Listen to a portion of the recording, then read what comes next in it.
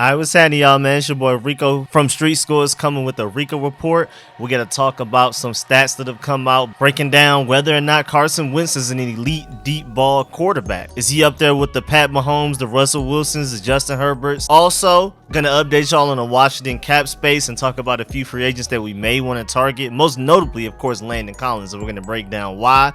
Also, Scott Turner had a few interesting quotes last week that I really want to break down, because when I've done my OTA analysis and reviews and breakdowns of everything that would happen those days, I was more so analyzing what players did and maybe what some players said, but I want to really focus on things that Scott Turner said today. So we're going to talk about everything that he said that was noteworthy. Also, a preseason schedule update and just other stuff going on in the Washington nation these past couple of days. And before we dive into all of that, make sure you subscribe to the channel, hit the bell next to the subscription button so you get a notification immediately. And every time I release an informative and opinionated video just like this one. Shouts out to all of y'all that are channel members already. I'm working on some more film sessions. Like I said, Rich asked to get Jaquez Ezzard and Armani Rogers, so those would be the next ones, but definitely get in the comment section of those film sessions and let me know who y'all want to do next, because it'll probably just be Sam Howell next. But either way, make sure y'all go become a channel member if you haven't, so you can get access to all of those film sessions. And without further ado, let's get it.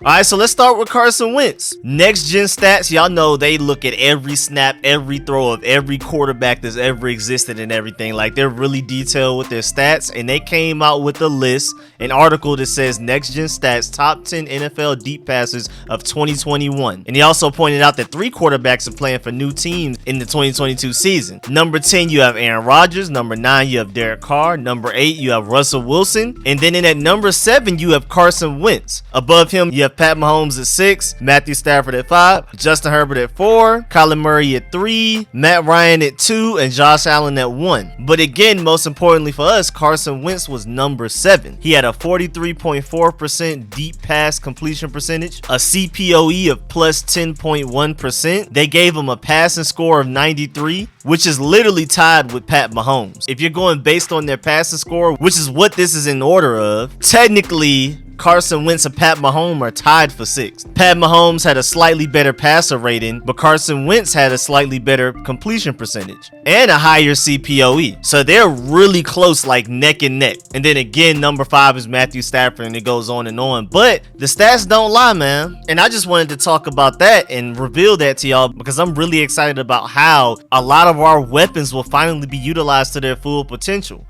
We have a lot of speedy, shorter guys. I mean, 6 foot even isn't necessarily short, but it's not like we're out here walking around with 6'5" jump ball guys left and right. That's more so our tight end group, and then you can also include Cam Sims if you want to. But generally, all of our top receivers on our depth chart are like 6'1" at the highest, and they're mostly like separator, deep ball threat, speed, quickness type of guys. And last year, guys were open deep. Terry Mclaurin, Dyami Brown, that was all he could do, was get open deep. He still hasn't been able to learn how to route run well enough to be able to separate in the short and intermediate areas yet. Hopefully he does that going into the 2022 season, but so far he's purely a deep threat. Curtis Samuel is a deep threat, and you can also use him somewhat like a Deebo Samuel, to where he can run the ball, take the ball out of the backfield on sweeps, handoffs, whatever. You have Terry Mclaurin that can literally do everything, and that also includes being a deep threat. He can take the lid off of the defense. We have like 3 or 4 guys that can literally take the lid off of the defense,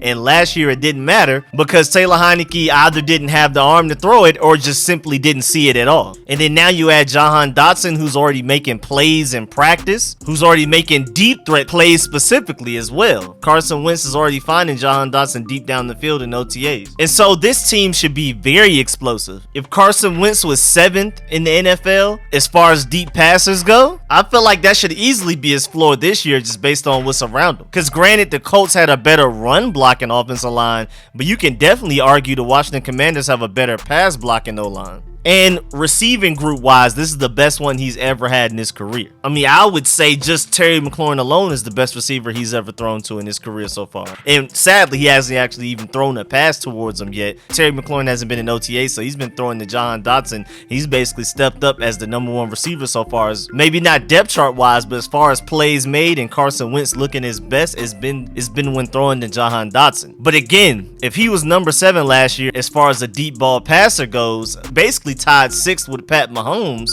then I'm expecting that as a floor, and he may even be in the top 5 with the receivers that he has around him. Scott Turner's the offensive coordinator that wants to throw the ball deep down the field more than the Colts asked him to. So this is going to be really fun. Logan Paulson, ex-Washington tight end, that still does a lot of great analysis for the team. He said he's been very impressed with Carson Wentz's arm strength over the past 2 weeks. He said, quote, "The field just feels bigger when he's at the position." He had a deep bomb to Jahan Dotson on a deep post, and that was a play that was not on the table for that offense last year, unquote. And I completely agree. He's going to open up the playbook. Ron Rivera has been speaking the past couple of weeks about the playbook finally opening up and us being able to use 100% of it, and that's because we can now finally attack all parts of the field. There's no throw too difficult, there's no throw too far for Carson Wentz, and so, you know, there's some ups and downs to Carson Wentz, but the ups are really high. Chris Sims is coming out with his, I believe, a top 50, top 40 something quarterbacks in the NFL. So that's including backups as well. He has Carson Wentz ranked 19th, but he says that he has top 10 quarterback talent. And the fact that this is his last chance opportunity-wise as a starting quarterback. After this, if he fails this, he's pretty much just a permanent backup quarterback for the remainder of his career.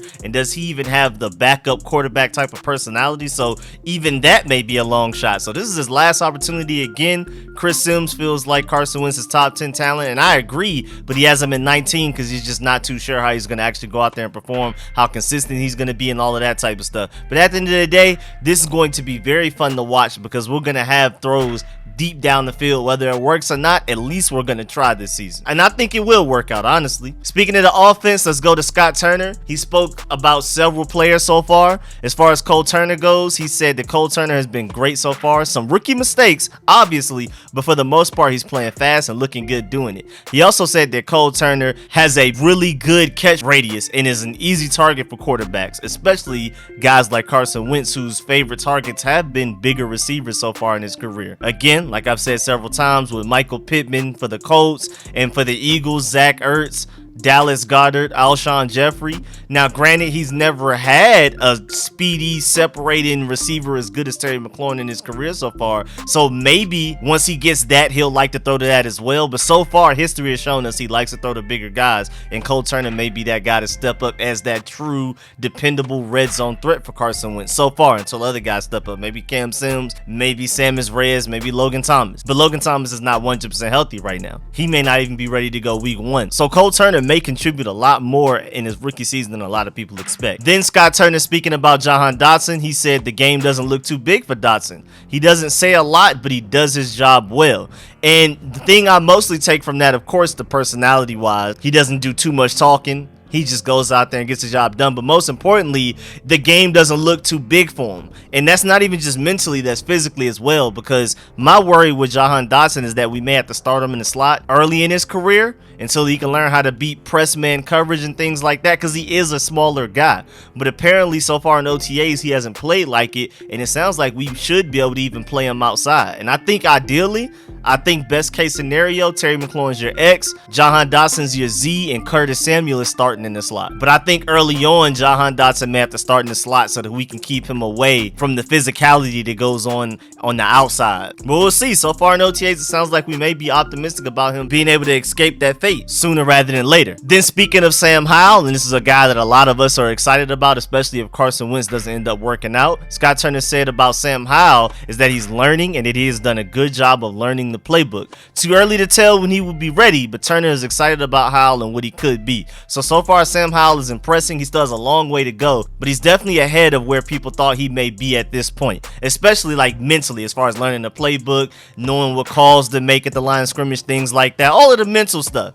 I mean, it's not a question of talent. Arm strength wise, mobility wise, you could definitely say he's an NFL quarterback, but he's just got to catch up mentally. And again, so far he's ahead of schedule, but he's still not there yet. And then as far as Curtis Samuel goes, Scott Turner called Curtis Samuel one of the smartest players I've ever been around. He also went on to say Samuel has no limitations for what he can do in the offense because of his versatility. And that makes me very excited. It sounds like Curtis Samuel is going to be used a lot like the way Deebo Samuel was used with the 49ers. Now, I'm not saying he is Deebo Samuel, because Deebo Samuel just has an uncanny running back vision. I mean, he literally has the vision of a running back when he gets the ball. But Curtis Samuel, also not as strong as Deebo Samuel, but you can argue a little bit quicker. I mean, go look at his highlights, man. Look at the way he did us when he was still in Carolina right before we signed him over here. If we can get 100% healthy Samuel with all of these weapons that are around to distract defenses, you got to worry about Antonio Gibson, Brian Robinson running the ball. You got to worry about J.D. McKissick out of the backfield. You got to worry about Terry McLaurin, Jahan Dotson separating everywhere. You got to worry about Cole Turner, Logan Thomas, and John Bates being big targets. You got to worry about Carson Wentz's arm. You got to worry about how good this offensive line is potentially going to be. And then after all of that, Curtis Samuel, who in his last season with Carolina was statistically a top 3 deep threat in the NFL, also a versatile guy that can take handoffs in the backfield, take a screen 80 yards for a touchdown. I mean, this guy can literally do everything. Play in the slot, play on the outside. And he's an afterthought in this offense. So I'm really excited about what Curtis Samuel can do, because he doesn't have to carry the offense here like he kind of had to do with Carolina. He's going to be like the 3rd, 4th, maybe 5th option at this point. And again, he can pretty much do everything. So wherever you need a player to create a mismatch, Curtis Samuel's your guy there. And then again, just a slight stadium update. I just want to reiterate something that I've already spoken about in a video. Michael Phillips tweeted out that, yep, the 55,000 is the total number. There's no intent to bid for Super Bowls or Final Fours. The goal is to provide a strong atmosphere for regular season football games. And that also came up because somebody asked if the luxury boxes are included in the 55,000 total number for the stadium as far as seat availability goes.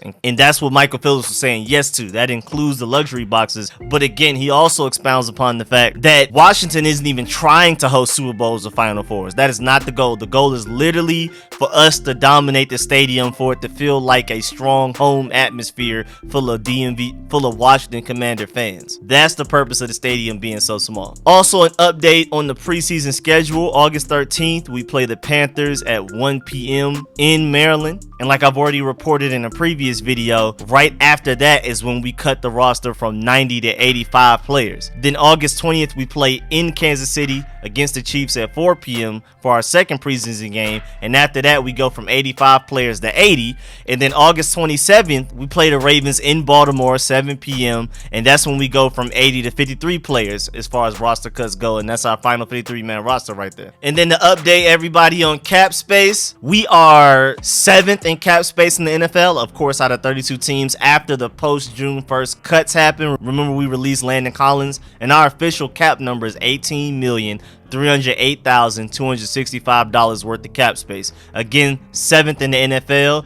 The only NFC East team ahead of us are the Cowboys with a little over $22 million. But that Dak contract is going to hit them like crazy within the next couple of years, so I'm not too worried about them. But again, we have $18 million worth of cap space, and I think that should be enough. I mean, again, like I've questioned, even when we extend Terry McLaurin long term and give him his big contract, would that even affect this year's cap space, or is that like a 2023 cap space and beyond type of thing? I feel like that's how it would be, so I don't exactly know how this year's cap space affects anything going on with Terry McLaurin, unless they wanted to spread it out to where he eats some of that cap this year already. I don't know. But either way, I think we should have enough money to pay Terry McLaurin and also bring back Landon Collins. The NFL's official Twitter put out the top tackles from defensive backs for losses in 2021, and Landon Collins in a 10-minute video is 6 of the clips. And that's not the only reason. I mean, first of all, NFL Trade Rumors has him listed as the 15th best free agent available. And honestly, if you looked at it in a way to where if Landon Collins never played for us and we had $18 million worth of cap space, and we knew how good Landon Collins could be for us in a Buffalo nickel role, basically, if we saw him do what he did for us last year before another team, and we had a hole in the Buffalo nickel like we currently do, I feel like even more people will want to bring Landon Collins back. I mean, I already know I do. As long as it's for cheap, as long as we're able to pay Terry McLaurin long term, please bring back Landon Collins. But also, it's really interesting that Eric Flowers is still out there. They have him listed as the 23rd best free agent available, and hey man, For extremely cheap, you can never have too much depth at the offensive line position, honestly, even though I highly doubt they do it. Also, Alexander Johnson, my boy AJ Johnson, the linebacker from Denver, is ranked the 21st best available free agent. That's a veteran linebacker right there, probably going for very cheap. Also, Donta Hightower, ranked as the 35th best free agent available for extremely cheap, even cheaper than everybody else I've already mentioned. I'm down to give him a shot as a veteran middle linebacker for us potentially. I just don't know if he can stay healthy. Plus, he is 32 years old. And NFL Trade Rumors has a full list of 100 available free agents right now that they came out with June 1st. If you want to look it up, it's titled the Top 100 Available 2022 NFL Free Agents List. So if you want to go look at that list to see if there are any names that you may have forgotten, there you go. But I just wanted to talk about some of the names that I want specifically, some of the most notable names that are still available out there. But there may also be some guys out there that you're like, oh yeah, there's that guy, we should go get him type of thing. So definitely go check that list out. I mean, when in doubt, honestly, Kyle Rudolph at tight end, even though I do feel like we have a very deep tight end room, but a lot of the talent is unproven. And with Logan Thomas potentially being out week 1, are we ready to lean on John Bates and Cole Turner and really Samus Reyes is your third guy to go out there and win games against the Jaguars and the Lions and then the Eagles? I don't know. If they're uncomfortable, maybe you can look into Kyle Rudolph as a veteran, decent tight end to bring in for very, very cheap, only for very cheap. Otherwise, if you think Cole Turner and John Bates are ready, let's go with them. And of course, also Star Lotulelei as some defensive line depth. After we lost Tim Settle and Matt Ioannidis, and we're potentially going to lose Daron Payne, you drafted Fidarian Mathis right now as depth, but he's going to potentially replace Daron Payne. So who's your backup defensive lineman? Who's your depth? Again, as of right now, Fidarian Mathis is depth, but I don't think it would hurt to bring in Star Lotulelei for very cheap as well. But yeah, man, that's the end of this video. Please get in the comment section. Let me know how you feel about everything discussed in this video. Carson Wentz being an elite deep ball passer. Scott Turner's quotes about a lot of the offensive players, most notably Cole Turner and Curtis Samuel, Jahan Dotson. The stadium update, just a little bit of clarity there. The preseason schedule, our cap space. What should we do with it? Should we bring back Landon Collins or any of the names I've already discussed in this video? Or are there any other names that you're interested in that we should bring in? But of course, paying Terry Mclaurin is a priority. But after that, if we have some money left over, who would you want to bring in? Most notably, what positions? Because I feel like linebacker and interior defensive line. But yeah, man, I appreciate the support, man. Shouts out to all of y'all, especially my sponsors whose name you see scrolling on the screen right now. All of my Pro Bowl sponsors, man. Again, I really appreciate all y'all. Please leave a like on this video if you liked it, if you learned anything. I'm sure you learned at least one thing from this video. So please leave a like on the way out, man. I'll catch y'all later. I'm out.